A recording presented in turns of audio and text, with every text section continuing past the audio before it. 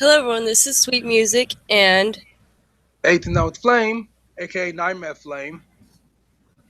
welcome to reading creepypastas. And I'm gonna die from this.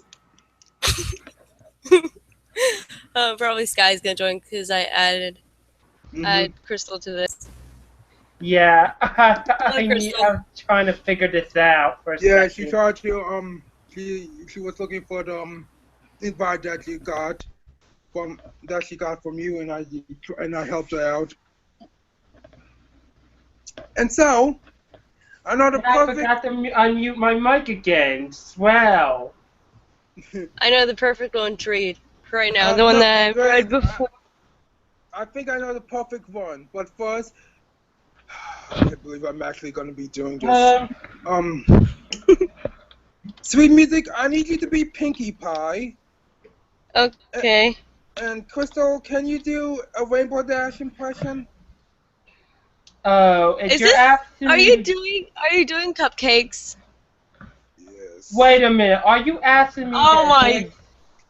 Wait a What? minute, are you asking... goodness! Wait a minute here, wait a minute. You're asking me to voice the actual character, are you? Yes, because my Rainbow Dash. Well, I don't even know if you can voice that because you Yeah, do. I'm gonna have to say this right now. I am limited to what I could voice due to my voice being somewhat mixture of a male and female. So yeah, So what you're saying is you can do Rainbow Dash or can't. I can't. I probably can't do all the My Little Pony characters. Ah, poop. Then now I have to do my horrible Rainbow Dash impression. I can't ask Sokka I to don't help know. me. How's this? Hey people. Hey people. Hey people. I am cringing. Yeah. You see, I'm limited, Yes, and I especially can't. without my voice changer. Yes, I Oh can't. yeah! Ah, yeah. Oh god. See, I cannot do Rainbow Dash. That actually hurt my neck.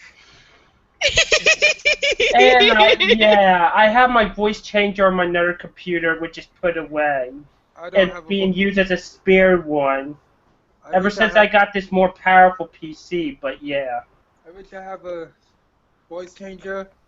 But if I do, I won't be doing this stupid retarded Rainbow Dash impression because I can't do it from definitely.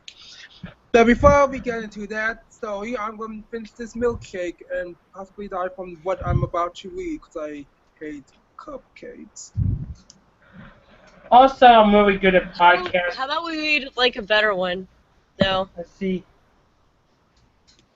Sure. And I'll just finish up my milkshake while you do.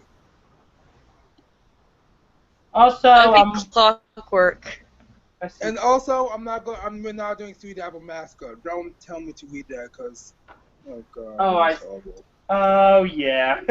Wait a minute, isn't that supposed to be based off the? I love No. I actually love this one, Clockwork. Anyways, I never heard of. Clockwork. Your time is up. A little girl sat in a room. Her messy brown hair were put into pigtails. As her hazel eyes stared at the door, she hugged her stuffed giraffe close to her little body and listened closely to the loud yells of her father and mother. I should have never had any damn kids! Screamed a loud and deep voice. All they do is make messes, complain, and draw on the walls. He was caught by a high, angered yell of the children's mother. They're children, David! You don't know any better. They don't know any better. Yeah. The girl heard loud footsteps closer to her room, and she hugged her giraffe closer. The door was violently opened. In the doorway stood a large, angry, overweight father. In one of his meaty hands, he held a large textbook. David, stop it! Screamed her mother. But the father ignored his wife's pleading cries. He grabbed the little girl by the collar, and she screamed and kicked, trembling and shaking in fear. The girl's father harshly held upon the textbooks. This is for drawing on my fucking walls, you little bitch. Whoa. Years later, the girl is known as Natalie. Was now 9 years old, going through a stage of puberty. She was naturally a little chubby, like the usual. She sat in her room watching TV. Her dad was ranting on about some economic crap that she really could give less a shit about. She munched on some popcorn. She's also currently drawing a picture. There was a bit of gore in it, but strangely she really liked drawing blood. It gave her some weird satisfaction. Other than that, multitasking was no problem for her. It became apparent to her at a young age, having to do so much hard work and labor, that she was able to do so many things at once. Drawing ended up being her talent and passion. It was a way from escape from reality whenever something bad would rear its ugly head and peer in. When she was simply bored, she suddenly heard a closing door and looked to left, pausing, munching on her popcorn. There's her brother Lucas, who's 14 years old. Ignore that, I just finished my shake. What is it? She could hear father's yelling from outside the door. Dad's scaring you? Lord. Chuckle. No way. I think we're both used by just yelling by now. There's a long pause. So why are you in here? He seemed to play his sleeve slightly into a bit. I have to ask you something. He turned his eyes on her. She frowned slightly, growing patient on her brother. Interrupting her movie and drawing. What? He moved a little closer. You said you wanted to be cool and grown up like a teenager, right? She nodded slightly, brightened up suddenly. Well, I have an offer. Just spit out, you dimwit. You know what guys and girls do together sometimes, right? The next day, at school, Natalie did not say a word. She did not speak for the whole day. She didn't have anyone to speak to anyways. Nobody could know. Nobody should know. And so nobody would know. Her teacher picked up on her few puzzled expressions, but she dismissed it as if she did not understand the lesson. Now, Natalie also felt like if she was in severe pain. She had no idea it could hurt. Feeling scared, she walked home and silently went to her room. But later the day, she went to grade by her brother. No one would know. At school, she might decide to tell someone, even though they weren't her friends. She felt she had to walk up a group of girls she would occasionally see in the hallway. They looked nice girls. And them and Natalie occasionally talked before. Hi, hey Mia, the ginger girl looked over at Natalie, having a straight face. Yeah? I really need to talk to you about something. It's been going on for a while. You and your friends, I feel like, are the only people I can trust. Me and her friends seemed to pull smirks, but only for a moment. Did Natalie know they were hungry for gossip? Alright, you can trust us. What's up?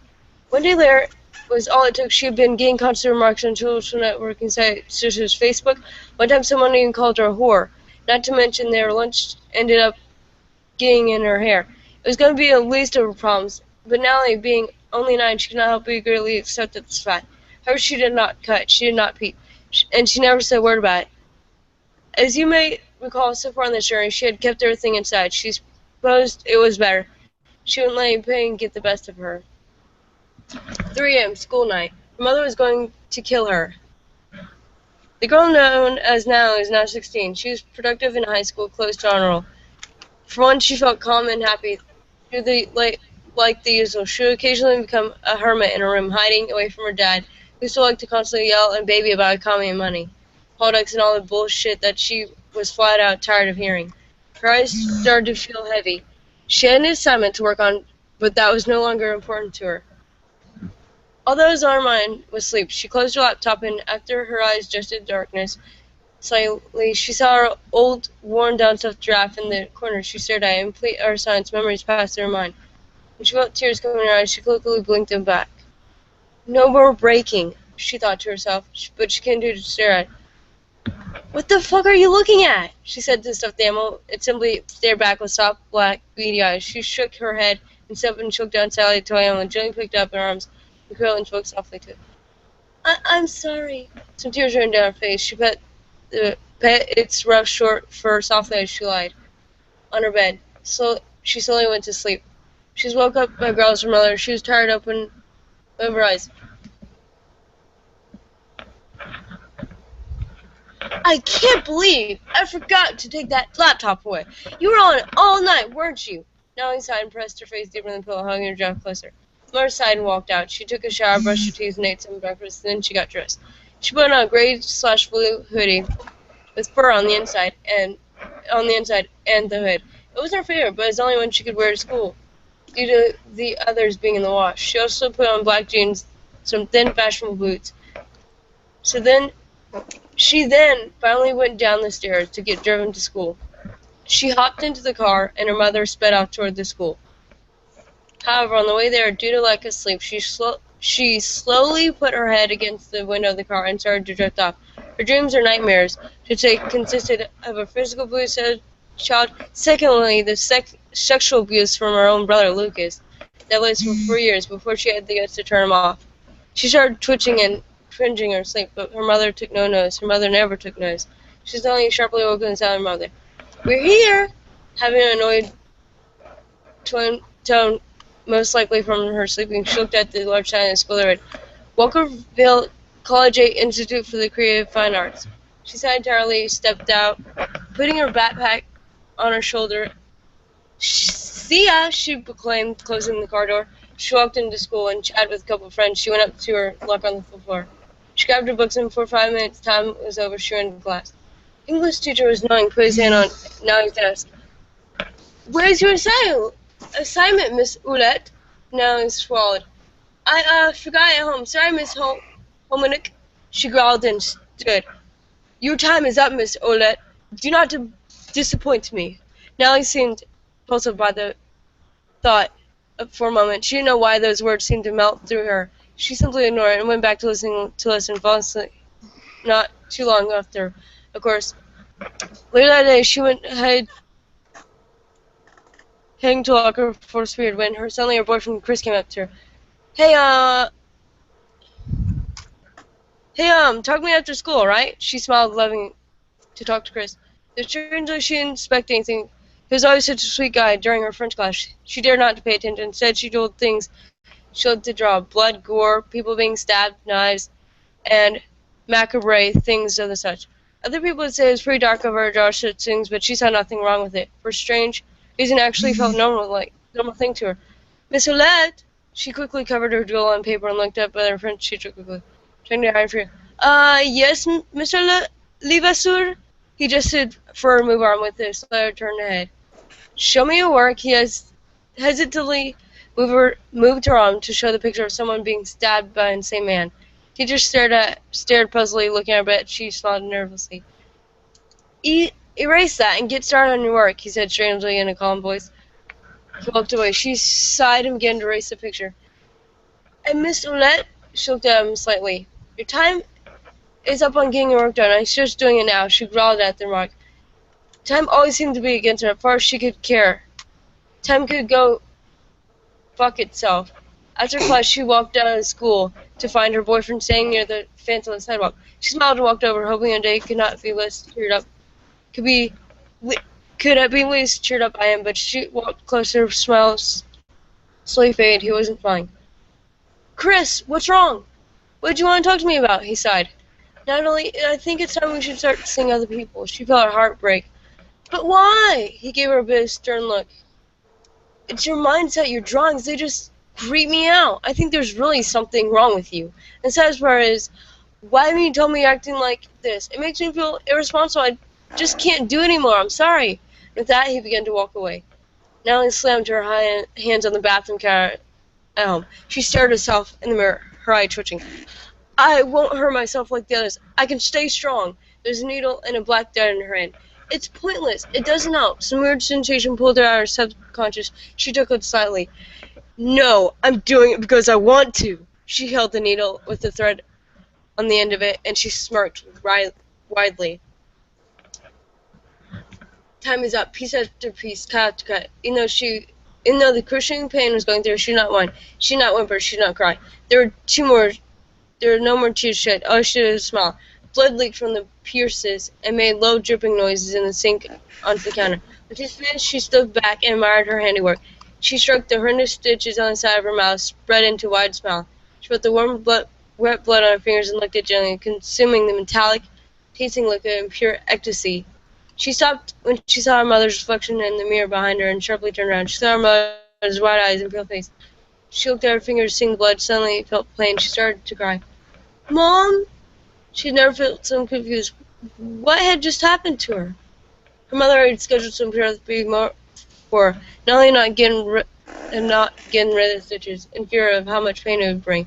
She went to therapists with them. She made sure her hood was up, not to let anyone see. She sat down on the comfortable leather seat and stared at the blonde woman across her inside. So your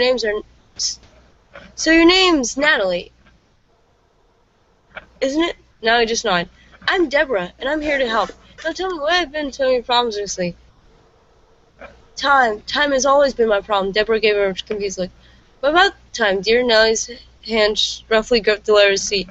Everything makes you live through it, slowly pressing your life, being controlled by society, like being tortured for some seemingly no end until you find you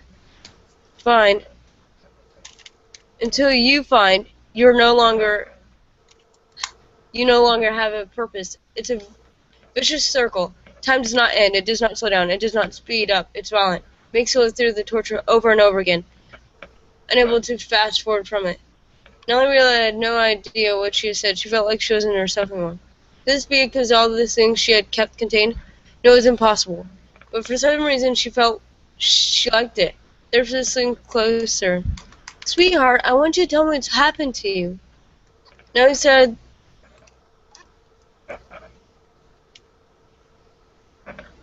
Nellie still stared. There was a long pause. She smirked slightly, the pierces from her stitches slightly opening again. Why don't you tell me, Blondie? You're the expert. Deborah seemed to have a bit of an annoyed look. I can't help you unless you tell me what's wrong. Nellie, her fingers started to tear and leather seating. Nellie isn't here anymore. That Deborah's eyes widened. She got up. I'll be right back. Please stay here. She walked out, leaving Nellie alone. Maybe she had done something at this point, she wouldn't have come be what she is today. Maybe more people would be alive, and maybe she'd be sane again. As much as I would love to admit that she got from that chair and stopped this all from happening, but I'm obligated to give you the horrid truth. Nellie did not move. She sat perfectly still, perfectly silent, and perfectly calm in that chair. And after a while of waiting and impatience, her parents finally walked in. She stood happy to go, but she noticed her parents' expressions. Even her father had a strange, saddened look on his face. Her confusion grew, but she said no words and followed them to the car. On the way where she thought she was going back home, she started to drift off. Strangely, she heard a dark voice speak in her dream. It almost sounded like herself, echoing in turn blackness. Your time is up. She shot awake, some beads rolling down her face. She wasn't home. She was in the car. She was in a bed, a white room. She looked to her side, seeing she was hooked up to a heart monitor. She went to get up, but realized she had bonded down. She panicked. She started to struggle, but paused, hearing the door left open. A man in a white shirt looked at her, his hands behind his back, almost like one of those cliche doctors you would find in some scientific lab. She paid full attention as Mr. Scientist started to speak. You must be very confused right now, I can imagine. But I'm letting you know we're only here to help.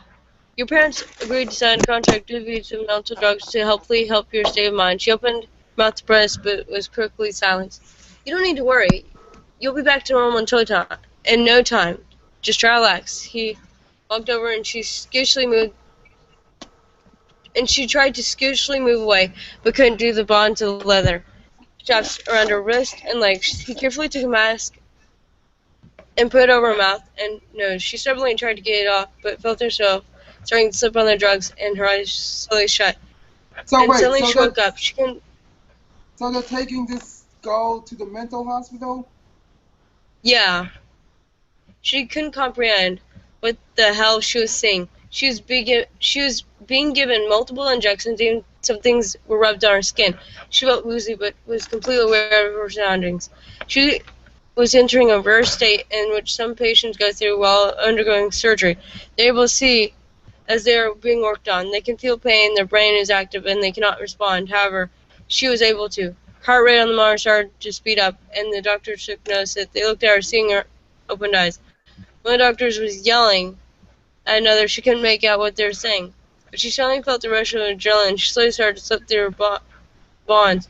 Shaking violently, one of the doctors was going to hold her down, but suddenly hesitant of doing so, and all three doctors backed away. She sat on the edge of the bed now, and ripped out the mask and tube from her arm. She got up and started to stumble towards them. Her breath hitched, and her vision was blurry. She could make out herself giving off a couple of insane chuckles, but Suddenly she felt searing pain in her chest. She gripped where her heart was supposed to be and dropped to her knees. She coughed blood and fell to the floor, blacking out. She woke up and slowly groggily after that. She was back in the bed. The doctor was saying said that something went horribly wrong. She didn't know why, but she felt a tremendous amount of hatred towards the doctor. She took notice of it and looked away. You weren't supposed to wake up while we're getting the doses for your mental state. We aren't sure how it affected you. We have a feeling we're going to find out. He paused for a second before taking a small mirror, not looking at it. It happened to have an effect on your appearance as well. She looked at herself in the mirror. Her eyes were wide. Her eyes wide. Her eyes were completely green. She noticed she had the stitches in their mouth as well. For some reason, she couldn't help but feel happy. Her heart started to increase again. She gave a little chuckle. I'm not doing that chuckle. The doctor looked in shock, seeing she suddenly... Sorry, what kind of chuckle? Like it was a low chuckle. Like this kind of low chuckle? Like yeah, that? like that. Okay. Yeah. Yeah. Okay, she does it to me. I can't. Yeah, similar to how Dr. Hibbert does it in The Simpsons. Yeah, I can't do that. I can't do that like she Yeah. just did. She was already standing over him. Doctor, she said, still chuckling. He trembled slightly, pressing a button from under the monitor. Yes, your time is up. A loud scream was heard through the halls. A parent, hospital, 2 security guards rushed in the room, kicking open the door. Blood was the first thing he saw. Blood on the walls, on the bed, on the floor. Hell, even on the ceiling. Natalie had taken the doctor and strapped him down on the bed. His spine was completely snapped as the bed almost bent into a sandwich, likely from the adjustment someone could make to it. Blood poured from his eyes, nose, mouth, and just about every orifice, I think that's how you say it, I'm not sure. How you His spell it? body. ORIFIC. Offices. Okay. And there in the corner was the murderer, happily drawing her gruesome pictures on the wall, followed by the phrase, "Your time is up." She slowly looked at them, a wide, crazed grin spread across her face. "Hello, friends. Would you like to play?" The guards quickly pulled out guns. When suddenly she charged at one of them, being able to dodge his bullets. She grabbed a large knife from the sheath onto his pocket, and she slashed right across his waistline. Blood and orange flowed out. He collapsed to the ground. She inhaled deep, loving, damp stench of death. The other shook with fear and dropped his gun. She slowly walked up to him and placed the tip of the knife on his chest. "Your time is up." She slowly slid the knife down his chest all the way to the end of his gut. His organs spilled onto the floor as well and collapsed dead. Now his mother was sounding sleeping in the next room. Her husband. She woke, sound knocking on the door. She slowly got up and walked out of bed to the front door. It was completely pouring outside. Thunder boomed in the distance. She walked up to the door and paused when she was about to grab the knob. There was a faint sound of insane laughter. The rain and the thunder seemed to become quieter. Suddenly she pressed her ear against the door and listened closely. "Hello, Mother!" Natalie burst through the door, wielding 2 knives in hand. Her mother stumbled back, hitting her head against the coat rack. One of the hooks broke into her skull and she bled violently from the back of the head onto the floor. She fell to the ground, paralyzed but still conscious. Natalie walked over to her, slowly knelt down and met the love of her eyes, and showed her 2 knives covered in thick red blood. "I was suffering, Mother." She ran and tipped the knife across her cheek, cutting it slightly. Natalie tilted her head. "But you did nothing." All her mother could do was shake and gasp constantly like a fish on land. Natalie grabbed her mother, gently sat her down. Her back was laying flat on the ground. She proceeded to get on top of her and started making a V-cut on her chest. Mother only gasped and shook, where her breath started to seem choked and gurgle. Natalie knew she didn't have much time left. She proceeded to forcibly open her chest cavity with a loud crack, and reaching in, grabbed her mother's heart and beat her hand. The pulse was growing dimmer and dimmer, and suddenly she ripped out, blood spraying all over her face. She started at her mother directly in the face as she slowly died. Sweet dreams, she said as to her mother's corpse. Your time is up. She put the heart into her mother's mouth, patting her cheek softly, and stood up. She wasn't done yet. Now inspired David had stirred awake, realized his wife was not returning yet. His eyes started to adjust to the darkness. Suddenly realized now he was standing at his bedside, smirking crazily with her green eyes, slowly her green eyes glowing in the darkness. Blood was all over her, and the scent was unbearable. She put a fake sad face. Oh dear, Mother's gone. I wonder who'll get the money. Ah! She suddenly grabbed her father's forehead. That's all you ever cared about anyway.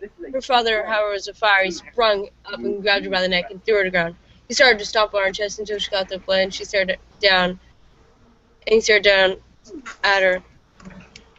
Doesn't it feel good, Daddy? Ha ha! She coughed up a little word. After all, you never seemed to mind doing it all those years, didn't you? He narrowed his eyes. You are my daughter. A wider smirk spread across her face. She looked down with her glowing eyes and blood dripped down her mouth. You're right, I'm not.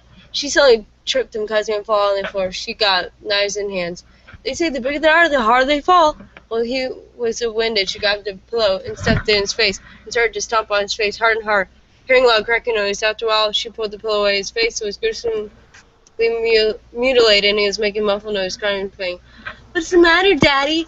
Ain't too much for you? She stabbed both knives into his stomach, leaving them there for now as she ripped one of the large heavy wooden poles from the bed to set down on his legs. She took out her knives. Gonna need these. She chuckled and sat down on the pole, laying on his legs. Suddenly she started to walk back while sitting down. The weight from her body on the pole suddenly started to squeeze his innards through his body. He started to gag. Blood poured from his mouth. His breath was silent. She had a bit of a snag. Herm, come on! She snarled as she forced herself to walk back more weight. Suddenly his organs burst out of his mouth. The nasty gore piled on the floor.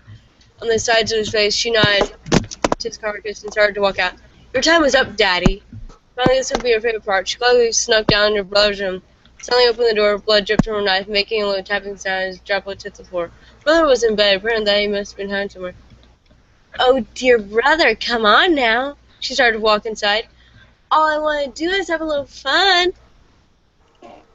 As she stepped in more, she listened closely for any sounds, any breathing, any moving. She even sniffed the air for his putrid scent, and the closer she listened, she finally noticed something, a faint breathing noise. Whack!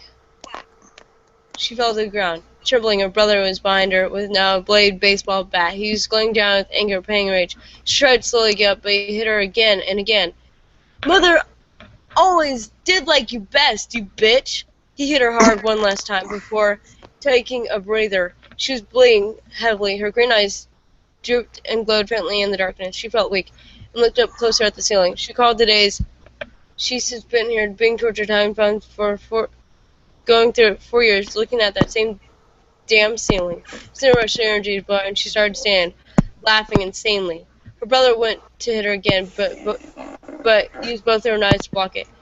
You're going to hell, brother! With a large push, she sent her brother flying on the bed, hit his head against the wall, and growled angrily, about to lunge at her. Wait, sorry. Two knives. Sorry, before you continue, did you just almost reference the thing on where they say, they're coming to get you, Baba, they're coming to get you? Because that's what it sounds like. I don't know. Anyways, continue.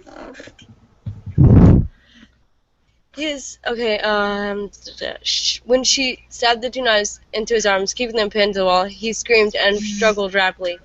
Let's see what we can use here. She started walking around the room and smirked, seeing a simple butter knife on his bedside. She picked it up and walked over to him. They say the eyes are the softest organs on the body. She slowly licked the knife. Soft as butter. He looked in horror, trying to get away. She started to dig out his eyes with the knife. He shrieked loudly, and she tied the cloth around his mouth. No, we can't have you waking the neighbors. He wasn't able to see anything. The pain was unbearable. Blood leaked violently from his eye sockets. He would cry, but now was incapable. She dug around for more arms, picked up a pair of scissors and walked over to him, crawling over. I think you need to cut loose, brother. She stabbed the scissors into his guy and cried out in a muffled scream plain. She treated him like arts and crafts, cutting through his skin like paper. She looked up his large intestine and smirked quickly. You know what I love? Macaroni art. She started to cut through intestine in sections. These might be a little bit too big to put on a plate, though. She gave her brother foaming blood from the mouth. However, he had to swallow the blood back because of the cloth around his mouth. Doesn't that taste good? She licked his blood off her fingers. I know. I like it. But another muffled scream. She went down to his toes and started cracking them and ripping them off, one by one. After a while, his scream grew futile. His throat was raw and bloody by now. Next, she worked on his fingers, snapping them and ripping off slowly. The gurgling became louder, and he started to squirm. He was choking on his own blood. She pulled the cloth down, blood poured from his mouth, and turned his head to the side, and bowed valley.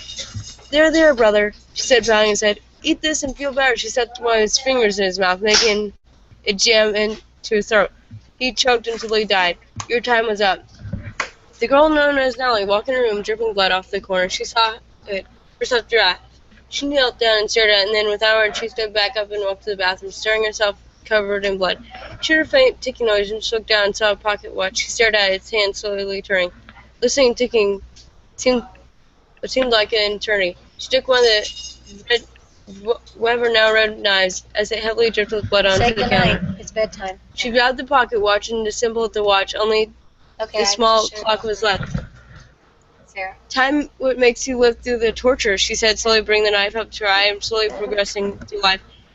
Being controlled by society, she started to slowly dig it into her eye as the vision in her left eye grew blurry and red. Until you find you no longer have a purpose. She felt her eyes start to relent from his socket. Sarah. Blood pouring into the sink. It's a creepypasta, Mom. No, quit reading it. Why? Because it's disgusting. I don't care. Their own eye out. That's gross. Now. She felt a dangle out of her socket. A short pain. It was there friends, connecting 'cause to I'm her shutting head. this down. Time did not speed up. I'm It does shutting not it down. slow. It's if you violent. keep reading, I'm shutting it down. Why? Now say goodbye to your friends because it's 9:30 time for bed. Okay. I have to go, guys. Oh, I'll give you guys the link so you guys can read the rest of it. Okay. Wow, your mom can be so religious. I know she's religious. Yeah. She said that it was really disgusting and gore. I'm like, I don't care if it's disgusting and gore. It doesn't matter. There you go. Where'd you left off? You done? And I guess she won't really like me because I just pirate a voice changer. Sarah, are you done? I'm going to click this off if you don't I left off to where it says she grabbed onto the corner of her eye. That's where I left off. She grabbed the corner of her eye. Yeah. And let's go it's to- like, You need to. well, it's Sarah, I'm clicking this off. Hurry up and say goodbye to okay. your friends. I did. I'm going to, Mom. See yourself. Wait a minute. May I suggest something real quick? Next Sure. time you're gonna read creepypasta, make sure it's at a better time where your mom can't see. Yep. Yeah. Sarah? Oh, darling. I had to See sign in what? before. Well, listen to you reading the creepypastas like she did now. Hop on. Hurry up. Yeah, but she wasn't here before. She wasn't here like some creepypasta like normal, and I made sure like, okay, I'm gonna go because my mom like the way she is. She's a freaking Christian, Yeah. and she's I against get all the ya. gays and everything like that. Yeah, I'm I a- get It you. is the truth, though. None of your business what I am. You are a Christian. Christians are against gays and bisexuals and Take. transgenders. Take. Oh no. Yeah, well, I'm against the Bible. Fine. Be against the Bible, but quick. I'm not preaching to anyone. I'm just saying I'm against the Bible. Well, But what if you have to go on different versions? Technically, not all Christians hate No, them off. because hey, I I'm understand. gonna have to how go you- for my I'm- down my well, computer. yeah, but I understand how you feel because I live in a neighborhood with religious extremists, Oh, and that's what she Yeah. sounds like a Bye. complete extremist. Yes, sir. Yeah. two, Bye. Bye. one. Oh, I can't believe that. Same here.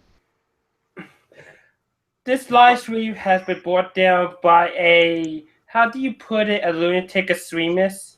I think she stopped the live stream before she left. No, the live stream's still on. It's good. Oh yeah. It's good. It's probably going to turn off. The live stream probably going to turn off. I'm going to stop automatically. It happened to me when I lost control of the computer while live streaming, and I had to stream it through my phone, and it stopped when I'm. Mm-hmm. Yeah. I see. But yeah, there's people like that where I live. Yep. Apparently, there's supposed to be more than one page for this. Sorry, I have to add that in there to add some humor into YouTube too in her video. I know. Okay, what the fuck? Ignored his voice. Please. What she said when she left off? I forgot.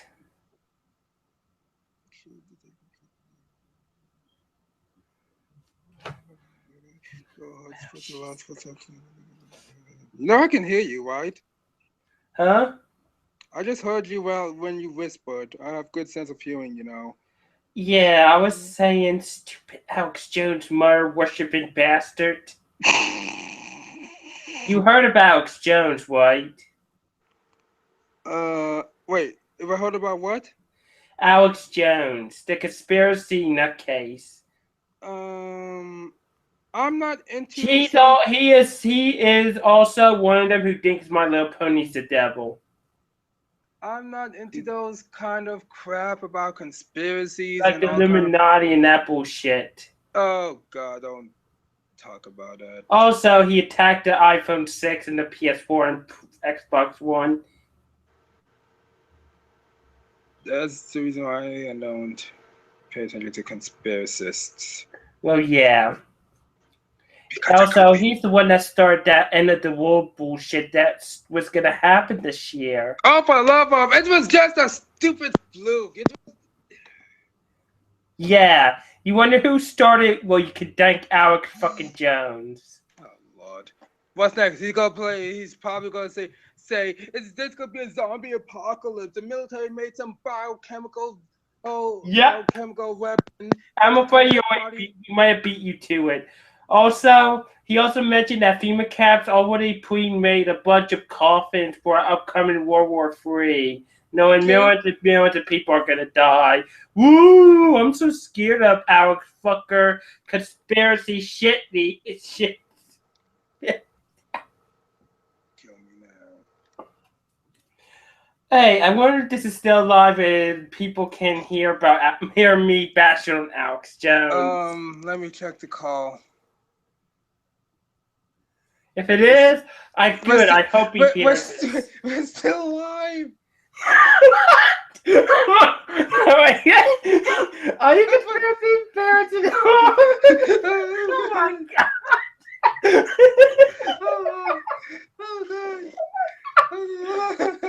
Hey, I will admit this. At least you're not as bad as Alex Jones. Yeah, true. Even though I'm not into conspiracy craps. Yeah. Plus, I already know that Illuminati doesn't exist. How about while we're at it, why not we bash the Vigilant Christian on his one old video about him attacking not only My Little Pony, The Simpsons, Gravity Falls, the whole 9 yards. What did he say about MLP? I showed you, I sent the link. But not only he said it was satanic, that Princess Celestia was the Antichrist. I kid you not. Wait, since when MLP's Can you kill him? Can you kill him? Also, guess what? He actually, listen, wait. This will really give you a mind fuck maybe and probably put you in a mental institution out of being so much insane. After I tell you this. But literally, he used a man-child as a perfect example on why MLP is satanic. I mean, he used not only Christian, well, I think he used Christian West Chandler and some other man baby who was